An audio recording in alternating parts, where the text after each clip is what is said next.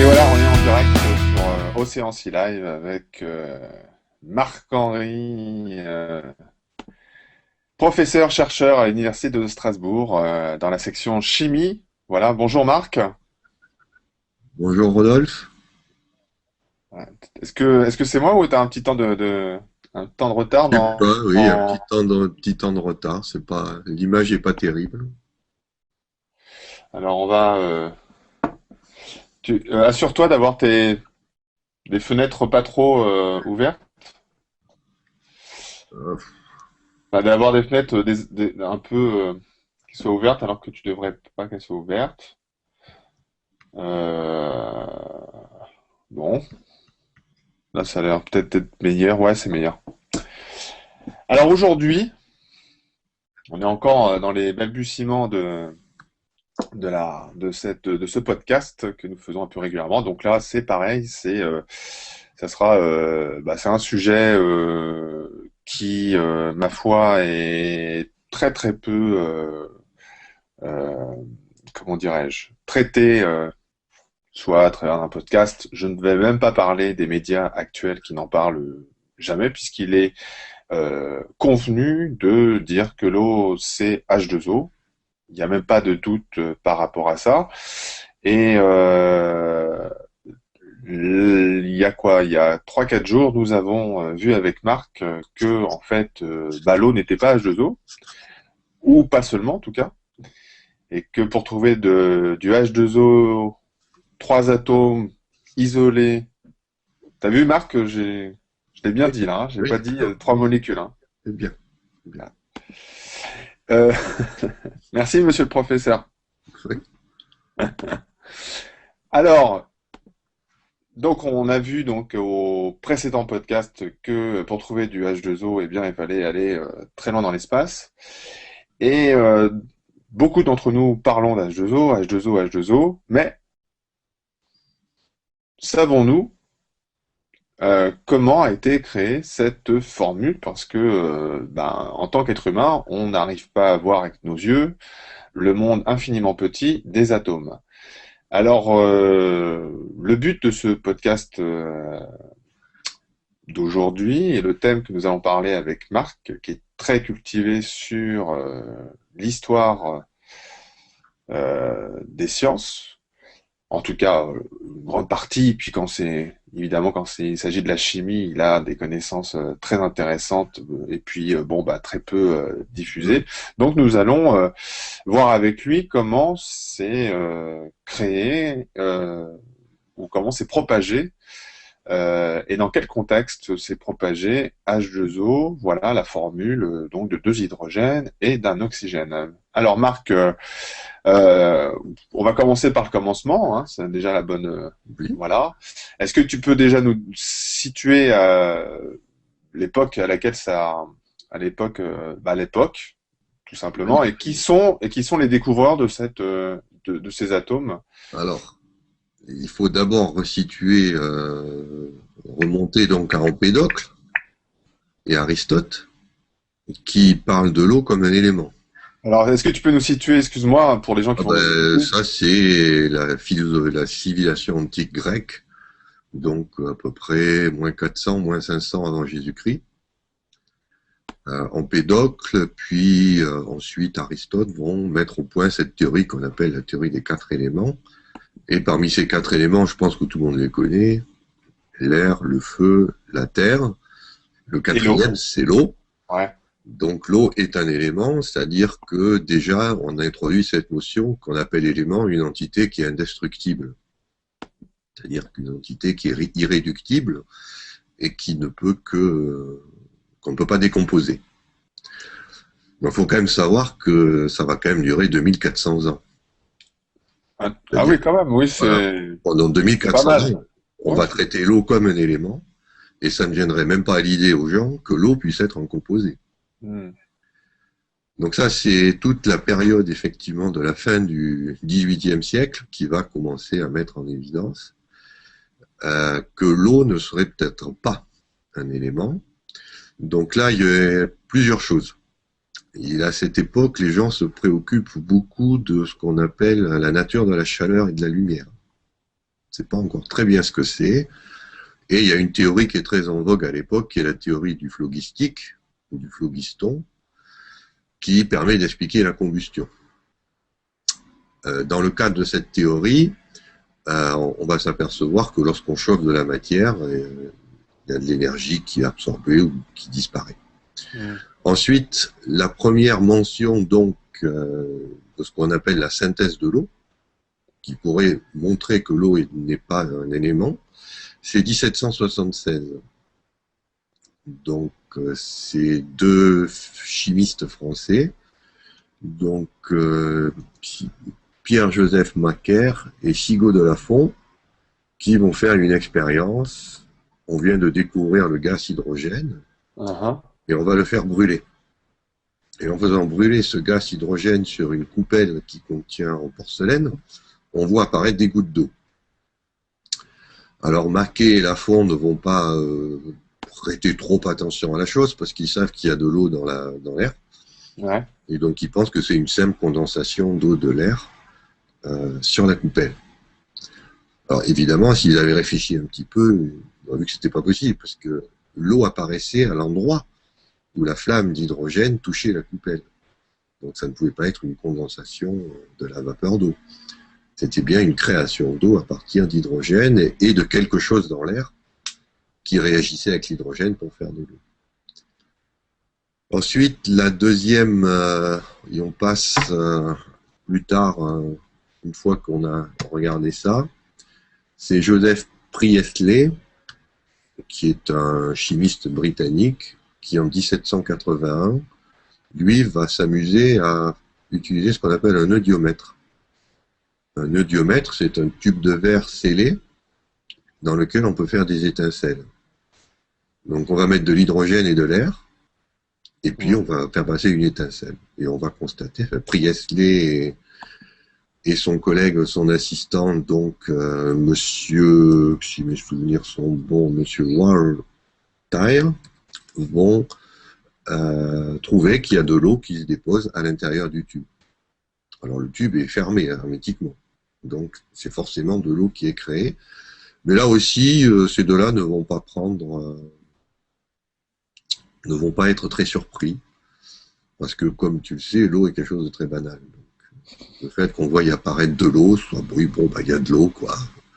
Pas de quoi en faire toute une histoire. Déjà à cette époque-là, en fait, l'eau était déjà banale à cette époque-là. Ah bah, oui, puisque ça remonte à Aristote, hein, donc 2500 ans. Voilà, et donc il se trouve que Priestley était à ce moment-là à Birmingham, et à Birmingham avait un personnage illustre. Donc de Birmingham en Angleterre? En Angleterre, oui.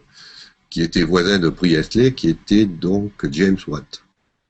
Et James Watt, quand Priestley va lui dire, mais tu sais, si on fait comme ça une étincelle dans un mélange d'hydrogène et d'oxygène, on obtient de l'eau, Watt va tout de suite lui dire, mais ça c'est super, parce que ça prouve que l'eau n'est pas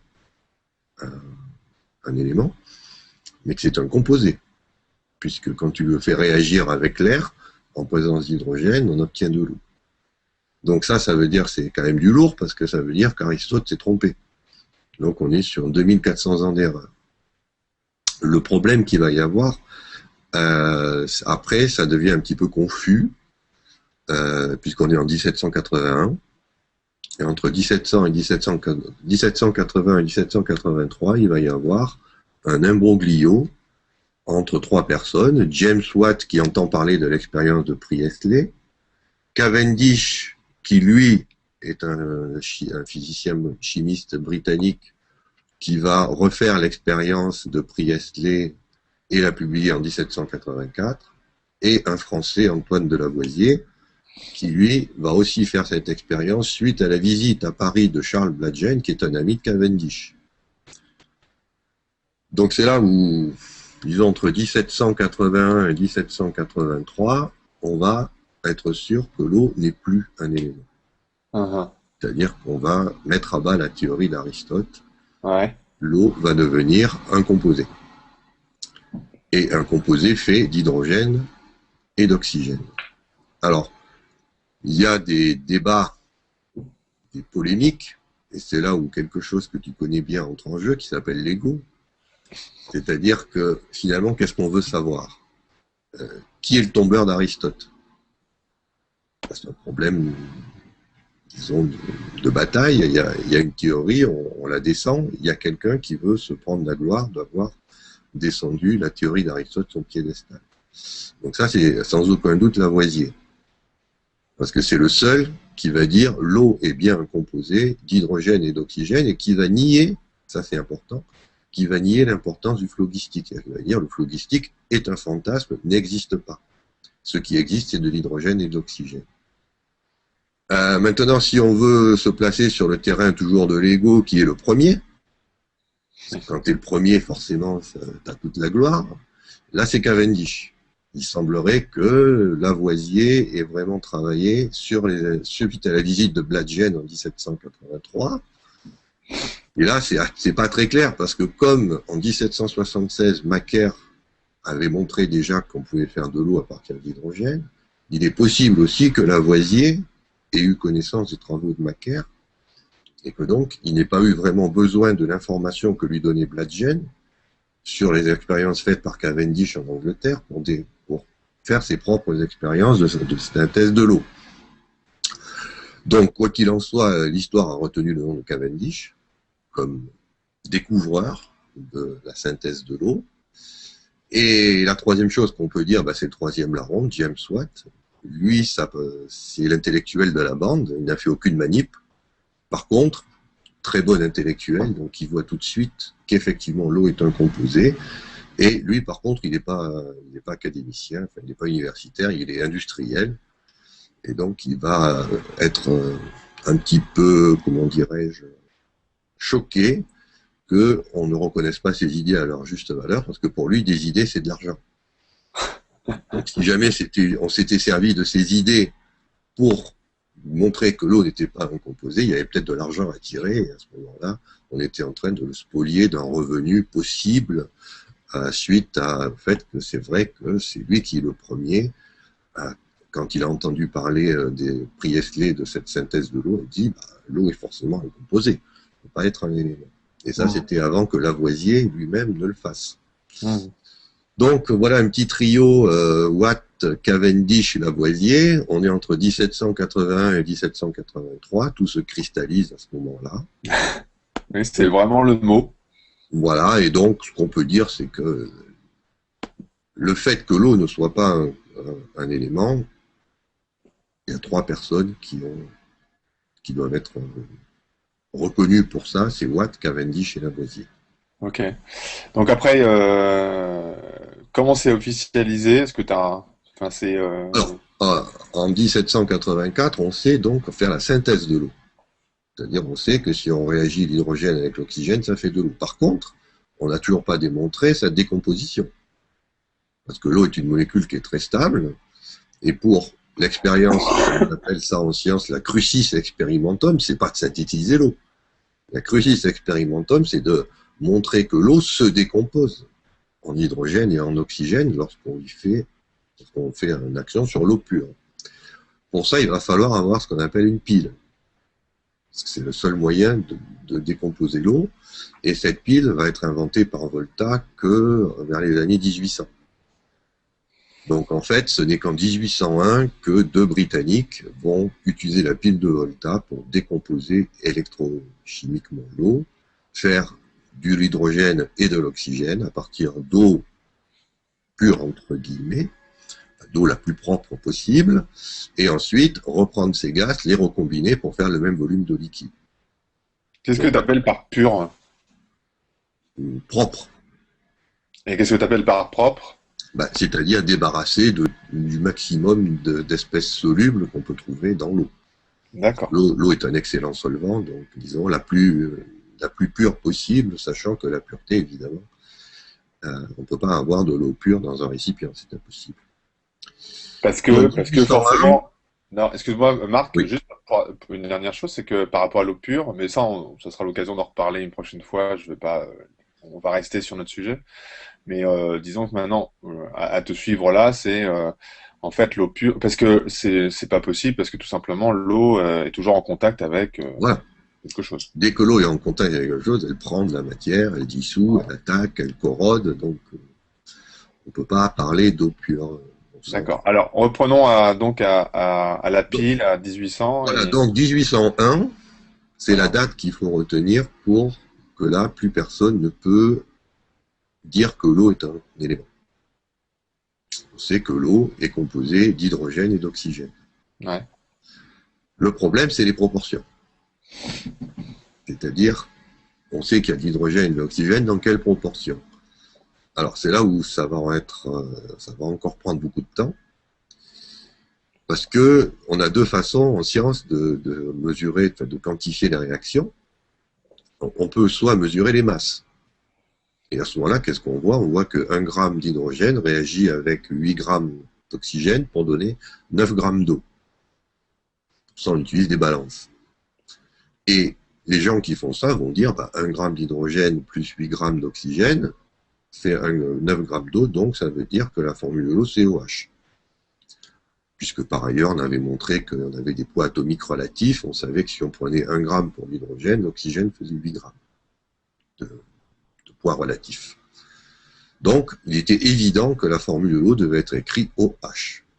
O symbolisait l'oxygène et H l'hydrogène. Le problème, c'est qu'il y en a d'autres qui ne mesuraient pas les masses, ils mesuraient les volumes. Et quand on mesure les volumes, on voit qu'il faut 2 volumes d'hydrogène pour 1 volume d'oxygène pour produire 2 volumes d'eau. Et là, ça ne va plus. Parce que si 2 volumes d'hydrogène plus 1 volume d'oxygène devraient normalement produire 1 volume d'eau, or on en obtient 2. Pourquoi? Alors c'est là où d'autres chimistes, en particulier, vont suivre l'hypothèse d'Avogadro et vont dire non, l'eau c'est pas OH, c'est H2O. Pour justement indiquer qu'il faut 2 volumes d'hydrogène pour 1 volume d'oxygène. Et puis ça va durer plus de 100 ans. Pendant 100 ans, on va se battre pour savoir si l'eau c'est H2O ou si l'eau c'est OH. Donc pour résumer, c'est-à-dire tout le 19e siècle. Tout le 19e siècle va y avoir deux camps qui s'affrontent. Ce qu'on appelle les équivalentistes, qui ne croient qu'à ce qu'ils voient, et eux, ils ne croient qu'à la balance. Si la balance dit 1 plus 8 égale 9, c'est que c'est OH. Et ce qu'on va appeler les atomistes, qui eux croient à ce qui n'existe, à ce qu'on ne peut pas voir, les atomes, et parce qu'avec la théorie atomique, c'est très facile d'expliquer pourquoi il faut 2 volumes d'hydrogène pour 1 volume d'oxygène qui contiennent 2 volumes d'eau. C'est que les atomistes disent l'hydrogène, c'est pas 1 gramme, c'est 2 grammes. L'oxygène, c'est pas 16 grammes, c'est 32 grammes. Et 2 fois 2 grammes plus 32 grammes donne 36 grammes, qui est 2 fois 18 la masse molaire de l'eau. C'est-à-dire que les atomes existent, les molécules sont diatomiques et l'eau est triatomique. Les équivalentistes, eux, vont dire « Ah non, ça, c'est pas possible, les atomes, ça n'existe pas, on peut pas les voir, on peut pas les toucher, on peut pas les mettre sur une balance, donc nous, on s'en tient à l'expérience. L'expérience, c'est les masses, et donc, pendant 100 ans, ils vont pas en démordre. » Et puis, alors, il faut attendre donc 1908 pour que Jean Perrin, qui est un physicien français, en ait marre de cette controverse, et pour taire le débat entre équivalentistes et atomistes, il va démontrer que les atomes existent réellement, même si on ne peut pas les voir et les toucher. Donc il va faire des expériences célèbres qui consistent à mesurer la vitesse de déplacement de grains de pollen sur l'eau, et en regardant comment un grain de pollen se déplace sur l'eau, ce qu'on appelle le mouvement brownien, il va calculer le nombre d'Avogadro. Et il va retrouver le nombre d'Avogadro qui sort de la théorie cinétique des gaz, qui, lui, est basé sur l'hypothèse atomique. Donc si on retrouve par une mesure le nombre d'Avogadro, qui est un nombre qui nous permet de comprendre comment on passe de l'atome à notre monde macroscopique, c'est bien que la matière est faite d'atomes, et que ce n'est pas la masse qui compte dans les réactions chimiques, mais le nombre de molécules. À partir de là, tout le monde accepte la formule H2O, puisque les atomes existent de façon officielle, et c'est là où c'est un petit peu comique, parce que finalement, depuis Perrin, on sait qu'il faut compter en nombre, et pas en masse, comme les équivalentistes. Mais qu'est-ce que font tous les gens aujourd'hui? Quand ils parlent de la composition d'un corps, ils donnent la composition en masse. Ah, ouais. Alors qu'on sait, c'est-à-dire qu'il reste dans l'esprit équivalentiste du 19e siècle, je ne crois qu'à ce qui est tangible.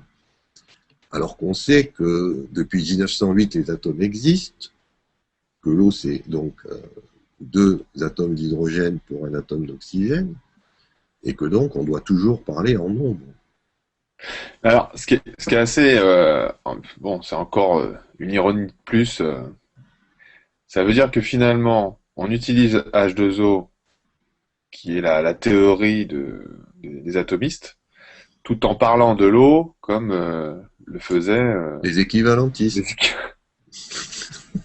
Non, mais c'est pour ça que, bon, on est fait à 99% en nombre de molécules d'eau et à 70% en masse. Mais le chiffre qui sort tout le temps dès qu'on parle du taux d'hydratation, c'est 70 pour les êtres humains et pas 99. Hmm. Alors, j'ai C'est une ça dernière... qui est comique, quoi. Je veux dire, on retrouve ce vieux débat équivalentiste, atomiste du 19e siècle, n'est toujours pas finalement, il a fait tellement de dégâts qu'on l'a encore dans nos têtes. Ouais. Du moins, beaucoup de personnes l'ont encore dans leur tête. Alors, une dernière question, et on finira par rapport à ce sujet. Comment se fait-il donc depuis 1908 et puis depuis les découvertes successives concernant ben, bon, excuse-moi comment je vais parler, mais disons que on a été on s'est rendu compte que il y avait les atomes, puis après les atomes, il y a les protons, il y a les neutrons, Ah oui, etc. on est allé. Tu vois ce que je veux dire? Oui. Et par rapport, puis c'est sur quoi on travaille actuellement pour mettre ça au sein d'un iBook. La question c'est comment se fait-il, ou en tout cas est-ce que tu as une idée, même si bon, on voit que dans le monde de la science, ça a parfois beaucoup, enfin quand je dis parfois, ça a souvent du mal à bouger, parce que voilà, on est très conservateur. Mais comment se fait-il qu'aujourd'hui, on voit rien que par ce que tu nous as dit la fois précédente, hein, que H2O finalement est faux. Pourquoi cette difficulté à actualiser cette formule? Voilà, ça sera ma question de fin. Bah, parce que les gens ont besoin de simplicité. Mm. C'est-à-dire, si on doit écrire la formule réelle de l'eau, on l'a fait la dernière fois. Je l'ai dit, faut commencer par écrire plusieurs millions de molécules à la suite, puis après mettre les isotopes. C'est pas possible, donc on préfère condenser. Et quand on condense au maximum, c'est-à-dire qu'on dit on oublie les isotopes, on oublie les domaines de cohérence, on oublie l'ionisation, on oublie tout ce qui fait que l'eau est l'eau. On en arrive finalement à retenir ce que Lavoisier et Cavendish et Watt avaient compris, c'est que l'eau est formée d'hydrogène et d'oxygène, et on en revient à la vision de 1908, il faut deux hydrogènes pour un oxygène. Donc c'est pour ça que moi, à la limite, si on veut rester correct, il ne faudrait pas parler d'hydrogène et d'oxygène, parce que c'est trop restrictif. Il faudrait parler de noyau à un proton, qui peut être de l'hydrogène, du deutérium ou du tritium, et de noyau à 8 protons, qui peut être de l'oxygène 16, de l'oxygène 17 et de l'oxygène 18. Le fait de parler du noyau à n protons fixe la propriété chimique, indépendamment du nombre de neutrons qui vient changer la physique. Donc c'est un petit peu dans cette optique-là. Mais alors évidemment, ça fait un peu rigolo de dire la molécule d'eau, c'est 8 noyaux, enfin c'est un noyau à 8 protons qui est lié à deux noyaux à un proton. Les gens préfèrent dire H2O, c'est plus réducteur, c'est plus simple. Simplement, si on n'a pas tout le background derrière, après on en vient à parler d'une chose qui en fait n'existe pas. Et là, Moi je pense que c'est la paresse en fait c'est que on sacrifie la précision à un langage approximatif. H2O, c'est un langage approximatif. Les scientifiques devraient utiliser une notion plus précise. Quitte à réinventer des notations. Mais finalement, on se retrouve un peu là, c'est-à-dire limité par notre manière peut-être de représenter une molécule comme l'eau, parce que finalement, ce qu'il y a de... La molécule en elle-même n'est pas difficilement représentable. Ce qui est représentable, Non, excuse-moi, je vais préciser. C'est-à-dire que au niveau de... C'est-à-dire que par exemple, moi, ce qui me choque dans la formulation H2O, c'est la substance qui est difficilement représentable. pas la Voilà, molécule. mais c'est ce que j'allais dire, c'est-à-dire qu'elle va être, c'est son côté isolé, voilà. Alors que l'eau, on peut pas la, Oui. Ah enfin, non, je veux dire, dès qu'on on a un aspect, bon après moi je suis pas chimiste évidemment, je pourrais pas, non mais c'est pour ça, là, il faut pas parler. On peut représenter la molécule sans problème. Il suffit de mettre les atomes et les isotopes. Par contre, ce qui est difficile à représenter, c'est la substance. Que l'eau soit isolée, c'est toujours une substance. Donc tu considères une molécule, c'est une substance qui s'appelle de l'eau. Et cette substance a une caractéristique chimique qui est faite par le fait qu'elle a 10 protons. Comme elle a 10 protons, elle a 10 électrons, et c'est ça qui fait qu'on peut parler d'eau. C'est un ensemble de 10 électrons qui sont fortement liés à 10 protons, et il se trouve que sur ces 10 protons, il y en a deux qui sont séparés des 8 autres, qui sont pas tous dans le même volume. hmm. Il y a un volume qui en contient 8 et deux volumes qui en contiennent un. Et apparaît l'oreille de Mickey, quoi, la tête de Mickey d'H2O. Le gros rond, c'est celui où il y a les 8 protons. Les deux petits ronds, qui sont les oreilles de Mickey, c'est là où il y a les noyaux à un proton. Donc, ce qui est difficile de décrire, c'est la substance, pas la molécule. Oui, mais c'était pas je te parlais pas d'une description moléculaire, je te parlais j'en reste toujours à H2O, plutôt dans l'écriture. Oui. Dans l'écriture, voilà, dans la formulation, c'est plus à ce niveau-là. Parce que, voilà, c'est parce que dans la formulation, bon après, comme tu l'expliques dans la représentation moléculaire, c'est-à-dire qu'il y a quelque chose de profondément erroné qui est diffusé, mais comme tu l'as dit, par souci de simplification ou par paresse, peu Non, importe, c'est un peu plus de paresse. un peu plus de paresse, mais c'est que on montre pour le coup, bah, c'est difficile de comprendre le mouvement puisque on voit qu'une Mais molécule. si on a comme vision H2O, on peut rien comprendre de ce Oui, qui, voilà, c'est ça. Ouais. parce qu'on a enlevé tout ce qui faisait sa substance. Ouais. Donc, écrire H2O, c'est se condamner à comprendre cette substance. On se condamne, on ne Hmm. comprendra jamais. Parce que c'est pas H2O, c'est beaucoup plus. Donc après, c'est tout le problème, ce qu'on appelle le réductionnisme, jusqu'où on peut réduire sans affecter l'objet. Hmm. H2O est beaucoup trop réducteur Hmm. par rapport à ce qu'est cette substance. Eh bien, merci Marc. Merci pour ceux qui nous ont suivis et ceux qui nous regarderont par la suite. Je vous dis à une prochaine fois. Marc, je te souhaite une très très bonne journée. Et, Moi de même. et puis on se verra pour un autre sujet. Voilà, des petits modules comme ça d'une demi-heure avec Marc ou avec d'autres invités. Je rappelle d'ailleurs que le mardi 23 octobre, c'est-à-dire, puisque là on est le 22, donc demain, Demain.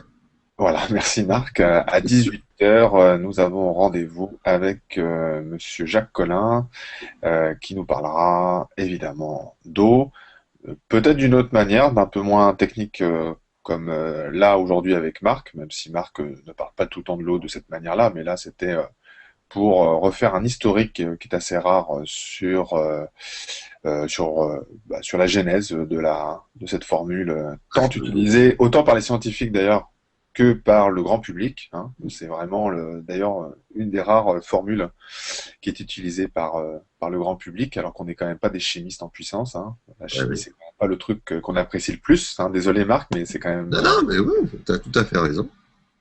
Et pourtant, quand on nous demande la formule chimique de l'eau, on la connaît, Tout le et monde la voilà, c'est connaît. Oui. hyper intéressant. Et donc, elle date de 1908. En tout cas, elle a été Bah, fermement établi, oui. fermement établie et il y a pas, elle a été tranchée, on va dire, en 1908. Donc, depuis 1908, on utilise H2O. Voilà, c'était l'information de ce podcast, de ce court podcast Océan Sea Live. Merci de vous abonner à la chaîne pour soutenir l'action, la démarche et la gratuité de cette vidéo. Merci à tous et encore merci à Marc. Oui, bah, Au revoir. au revoir à tous.